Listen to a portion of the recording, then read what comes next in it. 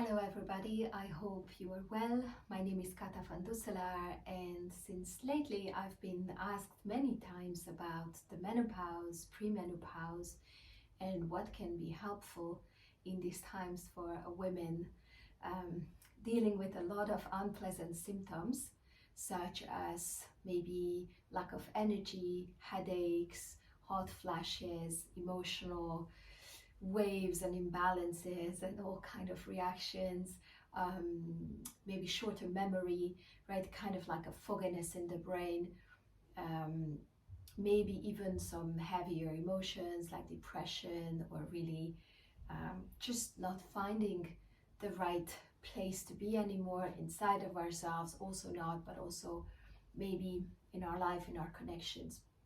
So since this has been around me for the last few months, and I got the chance to experience it slightly myself as in a kind of incredible way, but I'm 43 only, but apparently I took on the genetics of my grandmother, who had an early transition with her menopause, and therefore I got the chance myself to go through some of these symptoms, sometimes more intensely and sometimes less.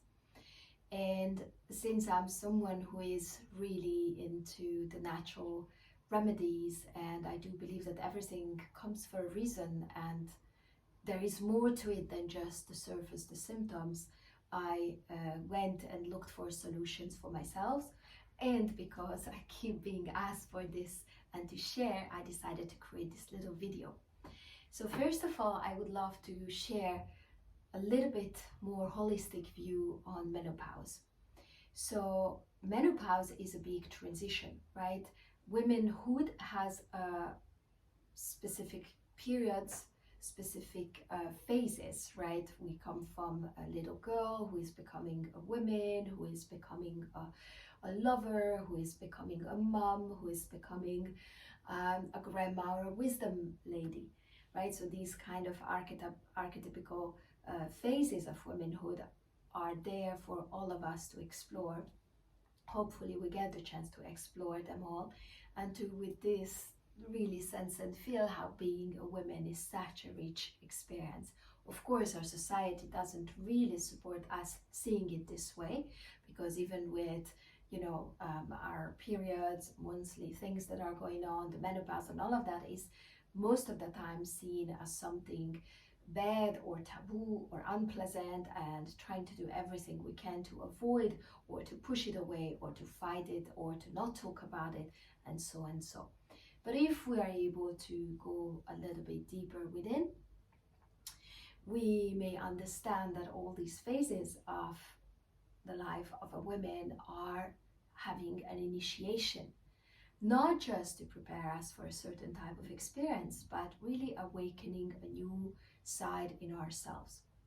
To me, one of my biggest initiation was my pregnancy. And through that, so many things changed and opened up that I wasn't able to sense and feel before.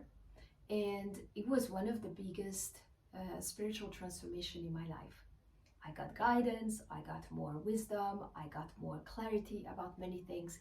It was as if I would have been in a bubble and a little bit withdrawn from the external life, and as if there would have been a guide next to me explaining me so many things about life, about womanhood, about the real strength, about connections, relationships, what to do, how to do, patterns, healing, potentials, and all of that. And I always say, like, the fact that women have to work through their pregnancy and then have to work very quickly after the pregnancy is, again, like a crime against these kind of potentials that cannot be then experienced. Because if a woman needs to go back to work after 3 or 4 weeks that they give birth, obviously you cannot tap into that depth of initiation, teachings, healing, transformation. Like, life is showing you something incredible, but if you can't look that way, if you need to look on your computer desk and if you need to be there for other people all the time, telling you what to do in your job, instead of being there and showing up in your life for that transformation, and being there for your son, daughter, you know, who are there to really, again, be part of this transformation and healing and incredible, yeah, I have no better words, initiation, then, you know, it's another story, but we see this globally. So, but coming back to the menopause, it's a big transformation, a big transition from the very active, desirable women into a woman who is less led by her desires, but more in tune with her wisdom, with her true self, with a little bit more distance against towards the world's expectations towards her, right? We see that a lot with women around 50, 55, 60. You know, this is the age when you start to realize that, oh my gosh, you know, why did I believe all this before? And you start to be more on your own and really have your own, you don't want to please others so much anymore, right? You realize you do gain some wisdom yourself already. You learn through experience a lot, and you're not so influenceable anymore. Besides that, of course, another thing is also influencing us, that the level of testosterone is raising with aging of women. So the kind of determination and a bit more clarity and more kind of sharpness is more there than, you know, before. Maybe we're just more like, you know, fluid and very influenceable and adaptable and yeah, all the time there for others kind of behavior. So yeah, so big transformation, transition. In the Chinese approach, as we look at life, we look at the 5 elements, and we look at the 5 elements inside of ourselves, represented by the organs. The element that is connected to change, to transition, is the water element, right? And the 2 organs connected to the transition is kidney and urinary bladder. The kidney is the yin organ, the urinary bladder is the yang organ. If you look at what these 2 organs are doing on, of course, on the physical level, but also energetical, emotional, mental level, because we know that in the Chinese approach, the organs are not just the physical organs, but it's more like a function. It's more like a center, energy center indeed on its own, that has an effect on the entire body. So the kidneys are containing our what we call the prenatal qi, the jing, right? They are having a stockage of our vitality that we came into this world. So you could say like this is your essence, your life essence that you are using to live, and that jing cannot be accumulated. You cannot add to it, even if you have a really careful, healthy, you know, relaxed life, you will not be able to raise the level of jing that you have in your body, but you will be able to diminish the effects that might drain that jing, right? So if we have a very stressful, intense life, sometimes we call it like we burn the candle on both sides. That's affecting your vitality. That's affecting the amount of life, years, days that you have, so-called, or energy that you have to live for this life. So the kidneys are storing this energy, plus of course the kidneys are dealing with all the fluids in the body, purifying the entire body, flashing through everything, making the fluids move all the time. And with that, they are organs of purification, cleansing, but also to balance all the fluids, including the blood. So blood pressure is related to kidneys, and then of course also the sugar level, and that is connected to the blood, of course, the blood sugar. So they have an effect on blood sugar and diabetes and insulin resistance. And the kidneys are also responsible to sustain life and sustain life as a human species. So all the reproductive organs are connected to the kidneys as well. So the health of our reproductive organs. And then the bladder is obviously dealing with the fluids that we've been drinking, and it's extracting the fluids that we don't need, and so on. But on the mental level, the bladder is responsible for our ability to use our vitality throughout the day. Do we feel we have enough energy and we will be able to flow with life, to flow with our day, and to flow with the changes in life, right? Life is a river. It's full of changes. This is one of the main teachings of the Tao, the Chinese philosophy, that yes, don't expect life to become still and steady, because it's in constant change. And that's a main theme that we need to accept and get friends with in order to have a happy life. So our ability to accept this and our ability to flow with ease through life and all the fluctuations and the changes is related also to the urinary bladder, which is about our connection in terms of vitality, connection to life. So what is life bringing? Can I flow with that in the external world?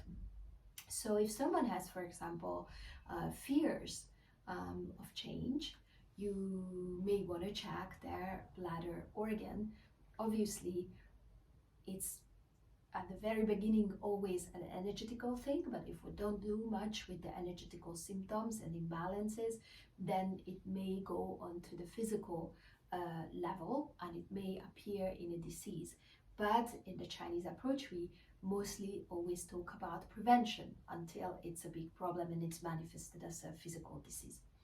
And obviously when it's about the mental and emotional attitude and fears and so on, first it stays on the energetical level. If it's there for a long time, maybe you will have difficulty with urination, so on and so on. Yeah, interesting also that old people have a lot of issues with their bladder, and have a lot of issues with just kind of trusting this trusting the flow of changes, right? It's a very typical symptom that an old person will not drink water if they need to go somewhere because they don't want to get rushed to a toilet, or there is fear and there is change and there is uncertainty and not trusting. So all this in one package is just pretty much this water element imbalance. And of course, old people don't drink enough, their water element definitely is diminishing, getting weaker. And many people say that aging is actually nothing else than dehydration, right? So we need to keep drinking. That's one big thing. And if we keep drinking, then things are going to go better, and we will remember better, and we will work better, and we will have more energy. And yes, maybe we have to go more often to the toilet, but we will have the energy to do so, right? So getting out of a vicious circle that sometimes old people can get it in there.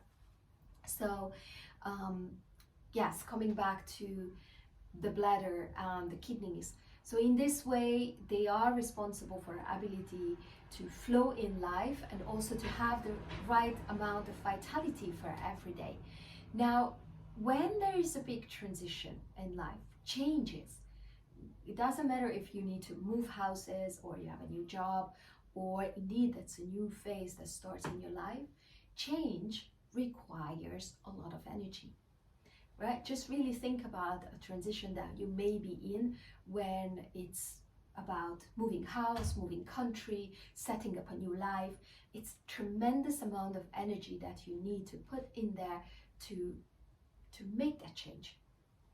Yeah, a lot of people don't make changes in their life because they don't have the energy anymore for it, which is quite depressing. Imagine they're in a very heavy situation or stressful situation or tense situation. They want to change, but they are so drained by that situation. Their vitality gets so drained by the daily chronic stress or tension that actually they just don't have that energy to make the jump. And maybe for someone from an external standpoint, it looks like, well, why don't you change? Why don't you leave that job if it's so bad, you don't like it? Why don't you leave that partner who is abusing you? Why don't you, right? We may not understand but it's something unconscious that from the depths of the person says, I don't have the energy to make that move. I'm so tired, I'm so exhausted.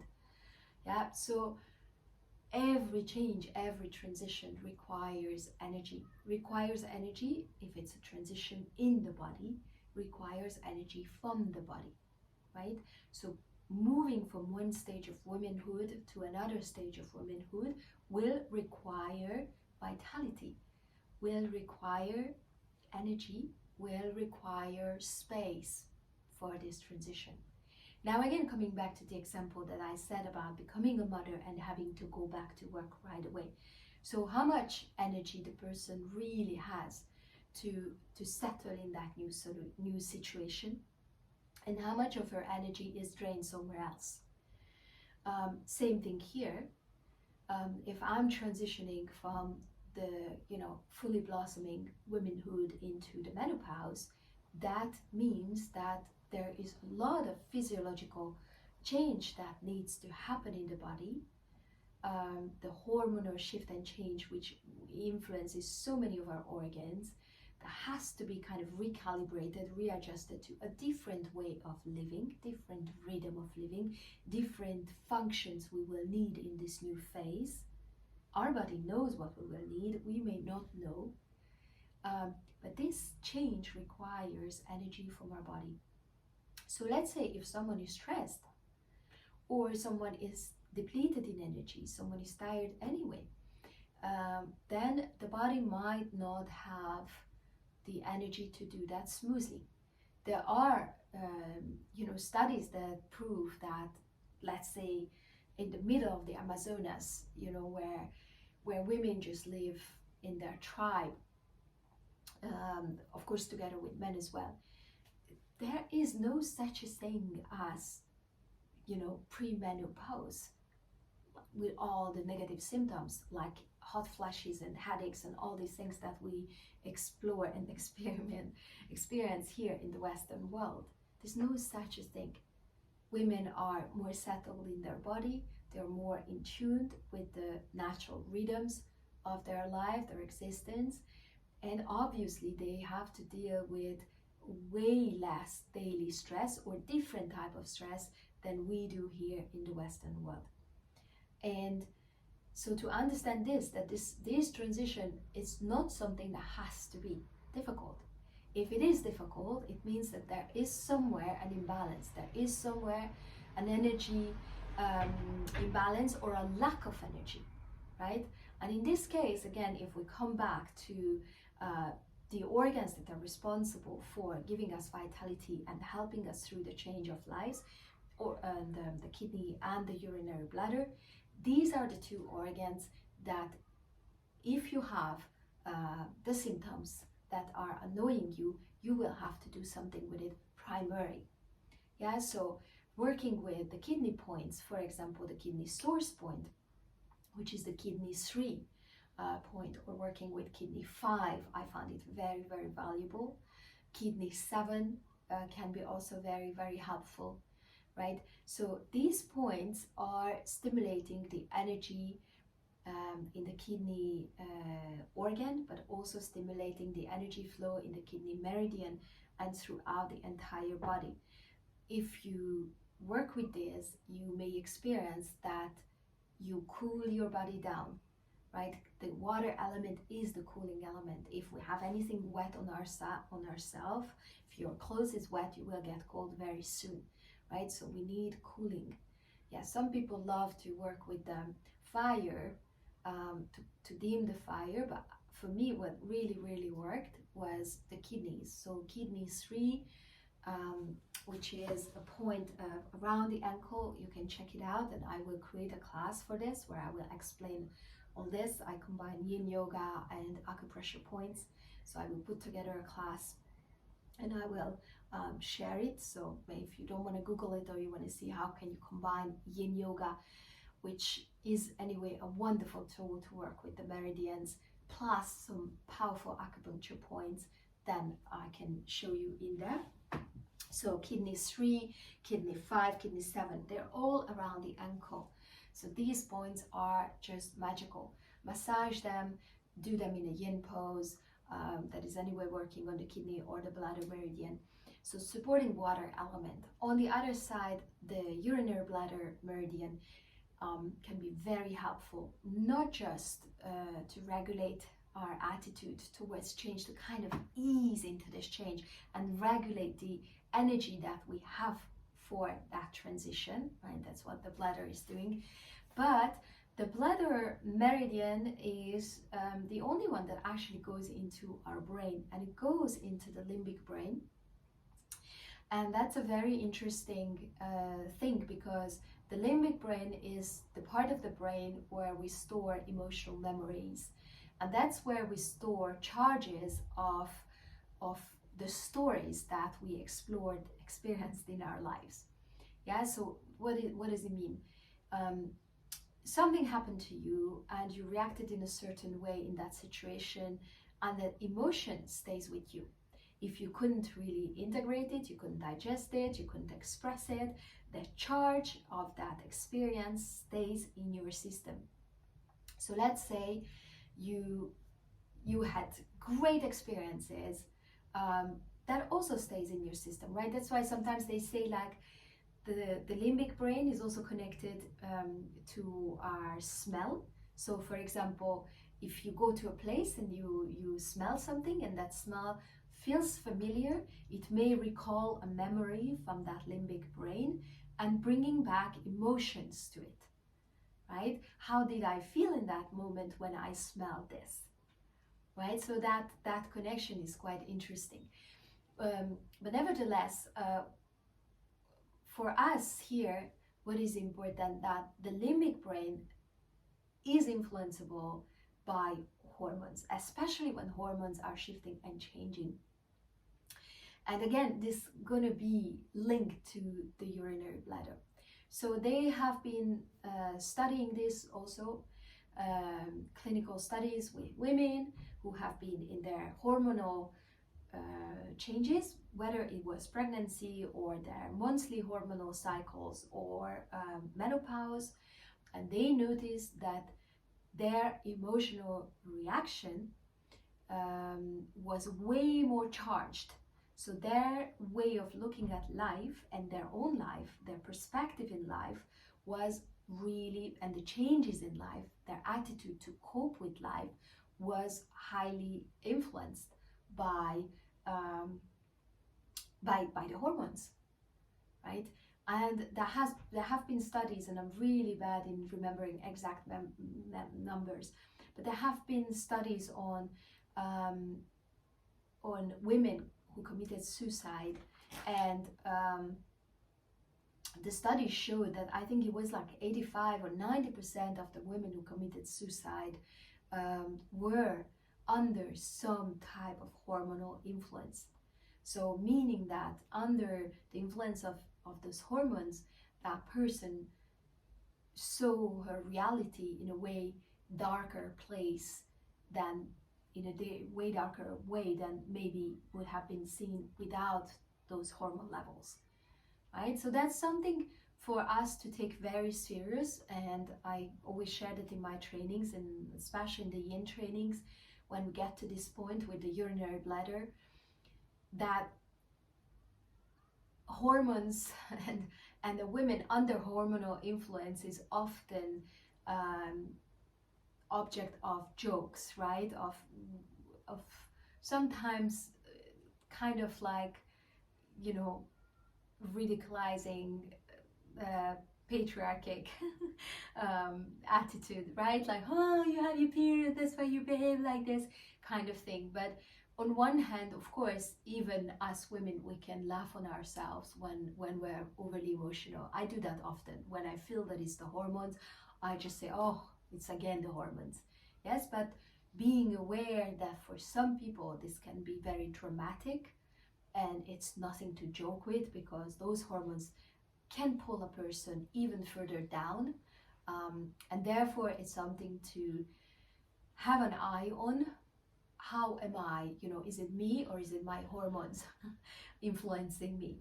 Is it truly me? Is it, right?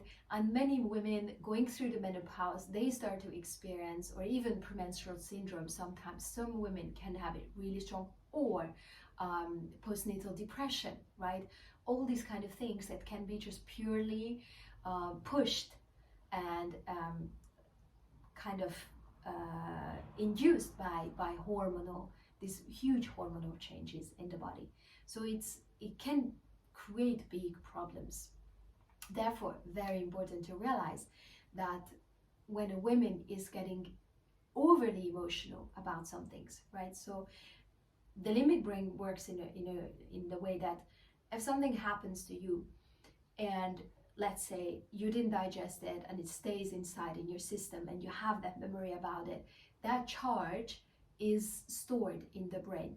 And if you have another experience that was unpleasant or was intense, that again will be there.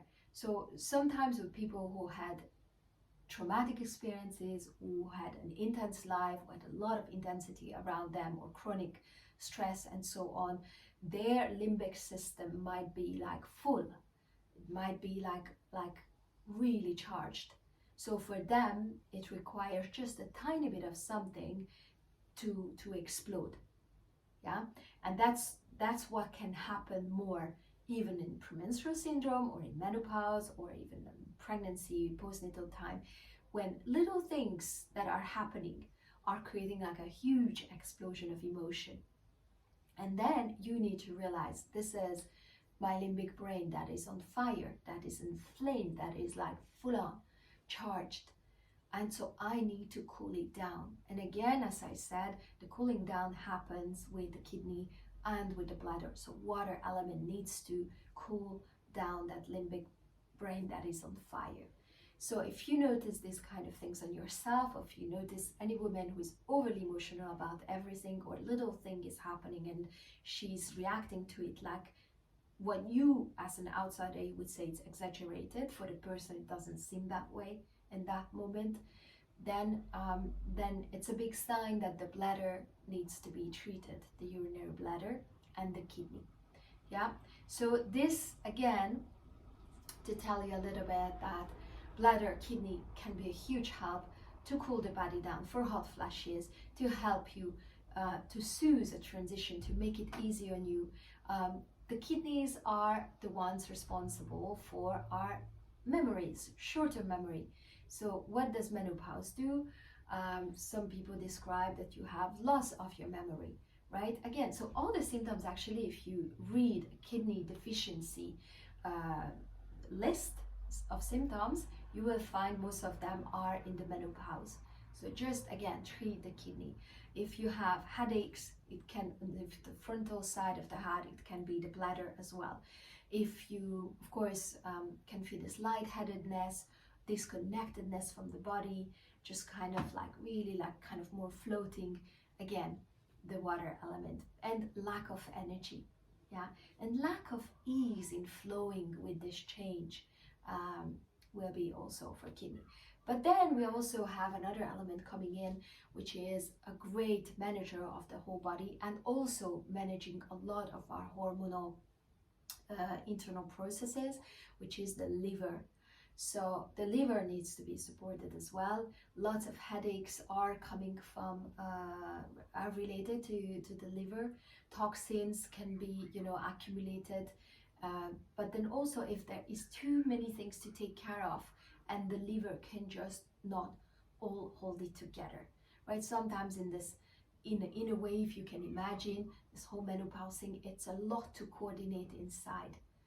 A lot of organs are involved, a lot of functions are involved to transition from one to the other. It's like there has to be somebody who coordinates that, and that's the liver. And so again, if you have lots of headaches, if you have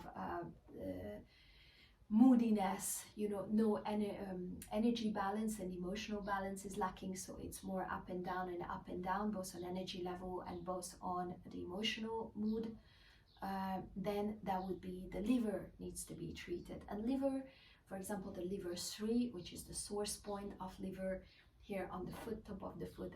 Again, this will be included in my class of acu-yin The liver 3 is a wonderful point to take the intensity down from your body when you feel like everything is just intense and it's hard to hold it together, or you are really working hard to hold it all together but you are kind of feeling you're failing at it and it's too much, then the liver 3 would be a help.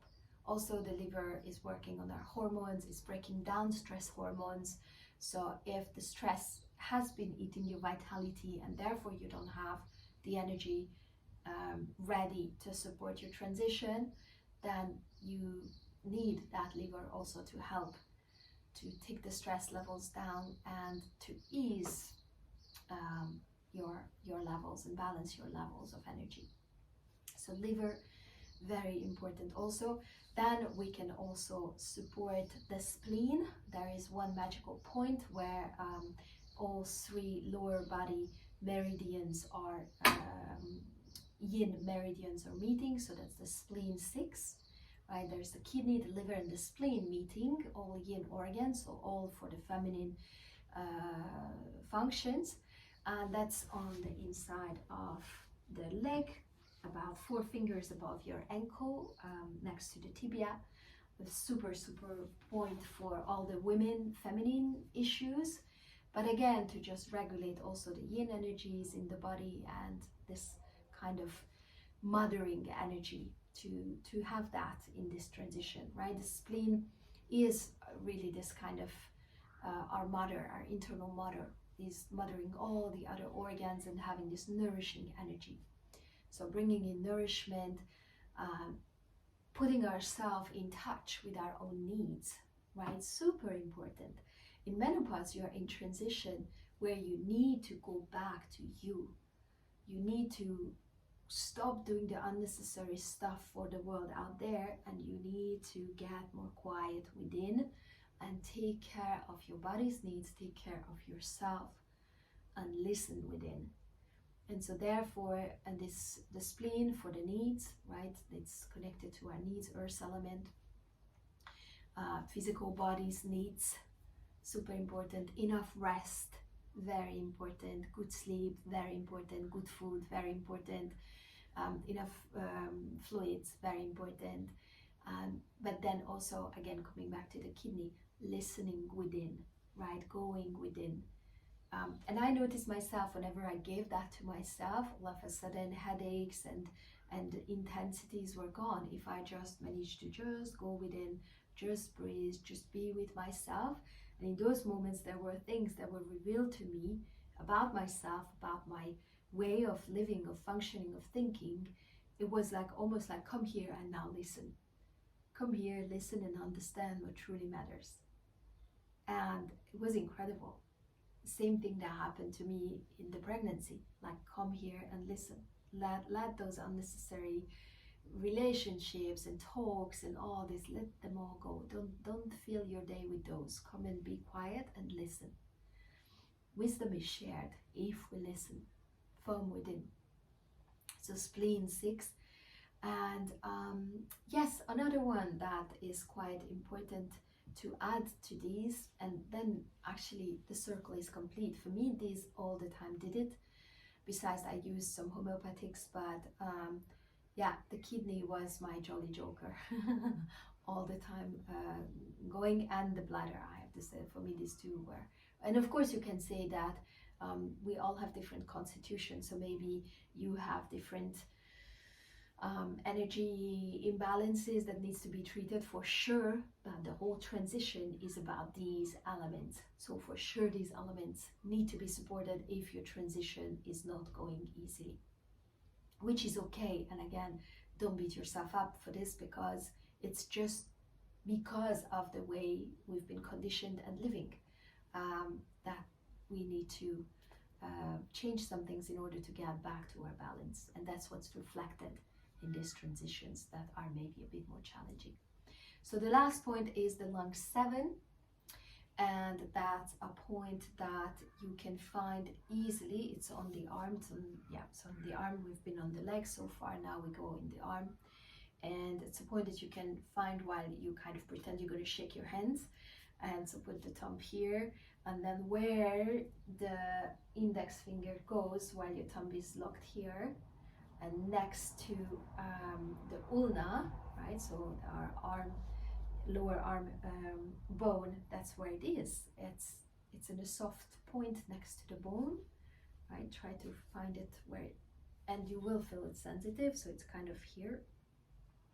Why lung 7? Lung 7 is an important point for the lung source point, and it's what is important about it is that the menopause, according to the studies, is kind of diminishing the lung capacity. So it's not really good on lungs. It's not really good on our respiratory system. So it's making it shrink in function. So therefore, of course, breathing exercises, pranayama, all of that are very, very welcome and useful, but also to support the lungs in their function through pressing the lung 7, the lung 9, right at the wrist could be helpful as well. And yeah, in general, if we go into, again, the elements, lungs are connected to the metal element, and metal element is nourishing the water, right? So it's going to support the kidneys overall, but also metal element is about letting go. It's about the bigger cycles of life. So it's about the understanding that we need to release some things in order to create space for something else. And that's what is also needed as we transition. That we cannot just keep running around like nothing happened. Same as with pregnancy, baby, we cannot have the same life after baby than we had before. And even maybe in a very gentle way, when a little girl gets her menstruation, life also will not be the same anymore afterwards, right? There is a big cycle that starts, that ends, and each cycle has its own essence and something to explore there and be aware there and to receive there. And also, whenever we come to an end, is something that we need to release and to let go, to shift, and not be afraid of that shift.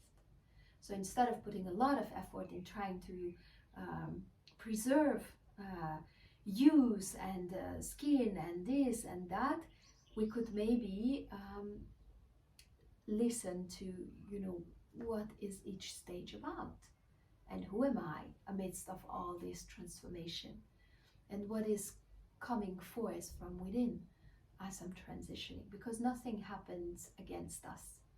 So I will be putting a sequence together for acu-yin, yin yoga poses combined with these acu points that I just mentioned. I just didn't want to put all this talk and the practice together. And I do believe that this talk is very important, because it's not just about what can I do with this symptom, but gaining an understanding on what is really taking place right now, and how can I accompany myself throughout these big transitions in life that are, again, I would say, not against us, but it's a big gift. It's taking us into a whole new landscape to explore. And it doesn't mean that we all need to collapse and lose our energy. And there's so many people incredibly active in their 60s and even in their 70s and 50s, of course, for those who are early menopause. So it's not about that, right? Movement, incredibly important as well. Movement that helps the energies to flow and release intensity. So it's about a greater understanding, a softening into what is here, and then looking at, like, how can I support myself, my body, my whole system in this transition to make it as the most smooth as possible, and yeah, to look forward to where it brings us instead of fighting it. So I hope this makes sense to you, and I hope that I will see you in my practice, and I hope it will bring you good benefits. thank you so much. If you enjoy this information, please feel free to share it. And sending you lots of love from Ibiza, where I live, where I teach my teacher trainings right now, mostly online. Yoga teacher trainings, acu-yin, yin yoga, vinyasa, goddess vinyasa flow.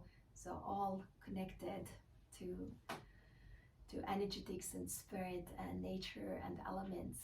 So much to embrace and to become aware of. So thank you so much, and hope to see you in some ways or to connect. Namaste.